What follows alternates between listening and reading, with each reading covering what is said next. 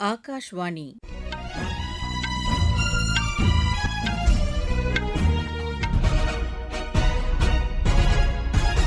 செய்திகள் வாசிப்பவர் ஜமீர் அக்தர். தலைப்புச் செய்திகள்: அரிய வகை கனிம சுரங்கங்களின் 8வது கட்ட ஏலத்தை மத்திய அமைச்சர் திரு கிஷன் ரெட்டி புதுதில்லியில் இன்று தொடங்கி வைக்கிறார்.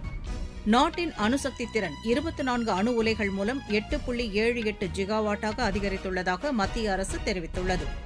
இந்தியா மாலத்தீவு இடையேயான தடையற்ற வர்த்தக ஒப்பந்தம் தொடர்பான முதல் சுற்று பேச்சுவார்த்தை வெற்றிகரமாக நிறைவடைந்தது. ஹார்மூஸ் நீரிணை வழியாக கப்பல்களுக்கு 20% கட்டணம் வசூலிக்கும் முறையை அமெரிக்க அதிபர் டொனால்டு டிரம்ப் திரும்பப் பெற்றுள்ளார். உலகக்கோப்பை கால்பந்து போட்டியில் ஸ்பெயின் இறுதிப் போட்டிக்கு முன்னேறியுள்ளது. இனி விரிவான செய்திகள். அரிய வகை கனிம சுரங்கங்களின் 8வது கட்ட ஏலத்தை மத்திய நிலக்கரி மற்றும் சுரங்கங்கள் துறை அமைச்சர் திரு கிஷன் ரெட்டி புதுதில்லியில் இன்று தொடங்கி வைக்கிறார். புதிதாக கண்டறியப்பட்ட 13 சுரங்கங்கள் உட்பட 9 மாநிலங்களில் அடங்கிய 20 அரிய வகை கனிம சுரங்கங்கள் இந்த ஏலத்தில் இடம்பெறும் என்று மத்திய சுரங்கத்துறை வெளியிட்டுள்ள அறிக்கையில் தெரிவிக்கப்பட்டுள்ளது. Molybdenum, graphite, glauconite, titanium, tungsten, lithium போன்ற அரிய வகை கனிமங்கள் அடங்கிய சுரங்கங்கள் ஏலம் விடப்பட உள்ளன. பசுமை எரிசக்தி, உரங்கள் தயாரிப்பு, பாதுகாப்பு மற்றும் இதர முக்கியமான துறைகளில் இந்த கனிமங்களின் பயன்பாடு இருப்பதாக மத்திய அரசு தெரிவித்துள்ளது. இதுவரை 56 அரிய வகை கனிம சுரங்கங்கள் வெற்றிகரமாக ஏலம் விடப்பட்டிருப்பதாகவும் அந்த அறிக்கையில் கூறப்பட்டுள்ளது. நாட்டின் அணுசக்தி திறன் 24 அணு உலைகள் மூலம் 8.78 ஜிகாவாட்டாக அதிகரித்துள்ளதாக மத்திய அரசு தெரிவித்துள்ளது. நாடு முழுவதும் 7 இடங்களில் அமைந்துள்ள இந்த அணு உலைகள் மூலம் உறுதி செய்யப்பட்ட எரிசக்தி திறன் இந்த அளவை எட்டியிருப்பதாக மத்திய எரிசக்தி துறை கூறியுள்ளது. இவற்றில் அழுத்தத்துடன் கூடிய அணு உலைகள் மூலமும் கொதித்திறன் அணு உலைகள் மூலமும் மின் உற்பத்தி செய்யப்பட்டு வருவதாகவும் இதன் மூலம் அணுசக்தி திட்டங்கள் நிலையான வகையில் விரிவுபடுத்தப்பட்டு வருவதாகவும் அந்த அறிக்கை தெரிவிக்கிறது. இதன் மூலம் பசுமை பொருளாதார வளர்ச்சியும் வலுவான எரிசக்தி பாதுகாப்பும் உறுதி செய்யப்பட்டிருப்பதாக அதில் கூறப்பட்டுள்ளது. இந்தியா மாலத்தீவு இடையேயான தடையற்ற வர்த்தக ஒப்பந்தம் தொடர்பான முதல் சுற்று பேச்சுவார்த்தை வெற்றிகரமாக நிறைவடைந்தது. கடந்த வாரத்தில் காணொலி வாயிலாக தொடங்கிய இந்த பேச்சுவார்த்தையில் குறிப்பிடத்தக்க அளவு முன்னேற்றம் ஏற்பட்டுள்ளதாக மத்திய வர்த்தக மற்றும் தொழில்துறை வெளியிட்டுள்ள அறிக்கை தெரிவிக்கிறது. பல்வேறு விஷயங்கள் தொடர்பாக இரு தரப்பிலும் ஒப்புக் அதில் தெரிவிக்கப்பட்டுள்ளது. மாலத்தீவின் மிக முக்கிய வர்த்தக நாடாக இந்தியா விளங்குகிறது என்றும் சென்ற நிதியாண்டில் $771 மில்லியன் அளவுக்கு இரு நாடுகளுக்கும் இடையே நடைபெற்றதாகவும் அந்த அறிக்கையில் கூறப்பட்டுள்ளது. இந்திய வம்சாவளியைச் சேர்ந்த நாசா விண்வெளி வீரர் அனில் மேனன் நேற்றிரவு ரஷ்ய விண்கலம் மூலம் சர்வதேச விண்வெளி நிலையத்திற்கு புறப்பட்டுச் சென்றார். சோயூஸ் MS-29 விண்கலம் மூலம் இந்திய நேரப்படி நேற்றிரவு மணி 8:17க்கு அவர் புறப்பட்டு சென்றதாக நாசா தெரிவித்துள்ளது. அறிவியல் ஆராய்ச்சி மற்றும் தொழில்நுட்ப செயல்பாட்டை மையமாக கொண்டு முதல் முறையாக அனில் மேனன் விண்வெளி நிலையத்திற்கு பயணம் மேற்கொண்டுள்ளதாக எமது செய்தியாளர் தெரிவிக்கிறார். ஹார்மூஸ் நீரிணை பகுதியில் 2 வர்த்தக கப்பல்கள் தாக்கப்பட்டதால் மேற்காசியாவில் எழுந்துள்ள பதற்றம் குறித்து மத்திய கப்பல் போக்குவரத்து துறை அமைச்சர் திரு சர்பானந்த சோனோவால் உயர்நிலை குழு ஆலோசனையை மேற்கொண்டார். அந்த தாக்குதலில் இந்திய மாலுமி ஒருவர் உயிரிழந்துள்ள நிலையில் அப்பகுதியில் மேற்கொள்ள வேண்டிய ஒருங்கிணைந்த பாதுகாப்பு நடவடிக்கைகள் குறித்து புதுதில்லியில் நேற்று உயர் அதிகாரிகளுடன் அவர் விரிவான ஆலோசனை மேற்கொண்டார். இந்திய மாலுமிகளின் பாதுகாப்பு மற்றும் நலன்களை உறுதி செய்வதற்கு தேவையான நடவடிக்கைகளை மேற்கொள்ள வேண்டும் என்று கப்பல் போக்குவரத்து துறை அதிகாரிகளுக்கு அமைச்சர் அறிவுறுத்தினார். ஹார்மோஸ் நீரிணையை கடந்து செல்லும் கப்பல்கள் ஒவ்வொன்றையும் பெட்ரோலியம் மற்றும் இயற்கை எரிவாயு அமைச்சகம், வெளியுறவு அமைச்சகத்துடன் இணைந்து கண்காணிக்க வேண்டும் என்றும் திரு சர்பானந்த சோனோவால் அப்போது கேட்டுக் கொண்டார். நீங்கள் கேட்டுக்கொண்டிருப்பது ஆகாஷ்வாணியின் செய்தி அறிக்கை. ஊரக வளர்ச்சிக்கான புதிய அத்தியாயம்.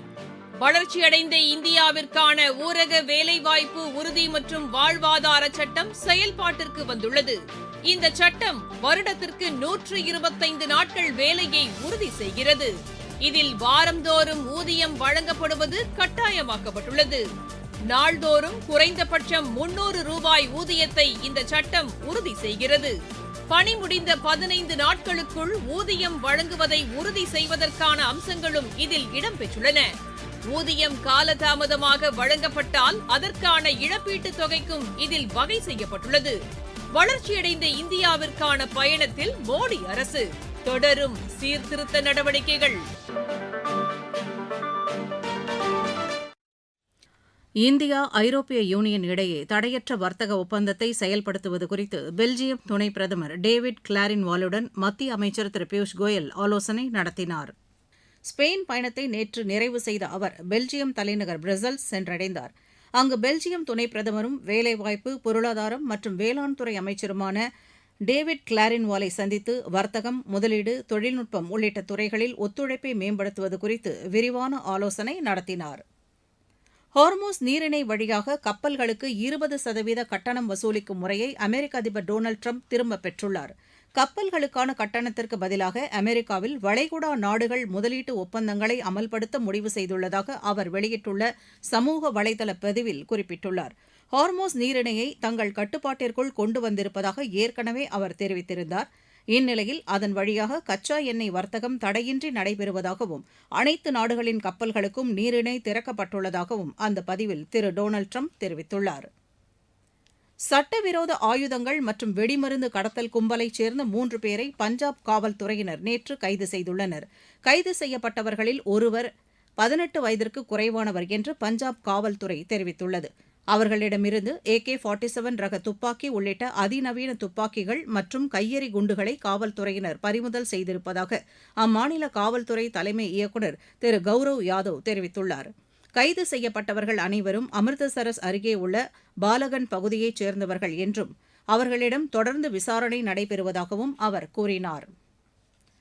அசாமில் ஏற்பட்ட கனமழை மற்றும் வெள்ளத்தால் 6 மாவட்டங்களில் அடங்கிய 37,000க்கும் மேற்பட்டோர் பாதிக்கப்பட்டுள்ளனர். தற்போது அங்கு நீடித்து வரும் வெள்ள நிலவரம் காரணமாக 12 வருவாய் வட்டங்களில் அடங்கிய 92 கிராமங்களில் வெள்ள நீர் சூழ்ந்துள்ளதாக அம்மாநில பேரிடர் மேலாண்மை ஆணையம் தெரிவித்துள்ளது. சோனித்பூர் மாவட்டத்தில் ஒருவர் உயிரிழந்த நிலையில் இதுவரை வெள்ள பாதிப்பால் உயிரிழந்தோர் எண்ணிக்கை 4ஆக அதிகரித்துள்ளதாக அம்மாநில அரசு கூறியுள்ளது.